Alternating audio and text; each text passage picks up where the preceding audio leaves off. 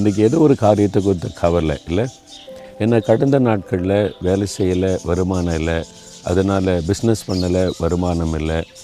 கடந்த காலத்தில் இழந்து போனது நிமித்தமாக பிள்ளைகளுக்கு எப்படி ஃபீஸ் கட்டுறது, எப்படி திருமணம் நடத்துவது, இந்த தேவைக்கு என்ன பண்ண, இஎம்ஐ எப்படி கட்டுவது, நிறைய சவால்களில் கவலை, தேவைகளை குறித்த கவலை, சில வியாதி பிரச்சனை இதுக்கு நடுவில் இந்த மாதிரிலாம் சொல்லி நெருக்கப்படுறீங்கல்ல. அந்த ஆண்டவர் என்ன சொல்கிறார் பாருங்கள், கவலைப்படாதுங்க. உங்களை விசாரிக்கிறதுக்கு ஒரு ஆண்டவர் இருக்கும்போது நீங்கள் ஏன் கவலைப்படணும்? அவர் மேலே வச்சுருங்களேன். ஏசு எப்படிப்பட்ட ஆண்டவர் தெரியுமா? விசாரிக்கிற ஒரு ஆண்டவர்.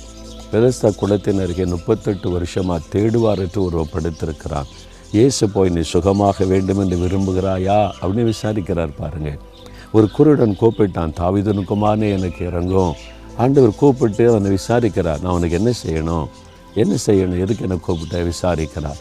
உயிர்த்தெழுந்த ஆண்டவர் அழுது கொண்டிருந்த மகதலேன மரியாளை பார்த்து, ஸ்திரியே நீ ஏன் அழுகிறாய், யாரை தேடுகிறாய் விசாரிக்கிறார். உங்களை விசாரிக்கிற தேவன்.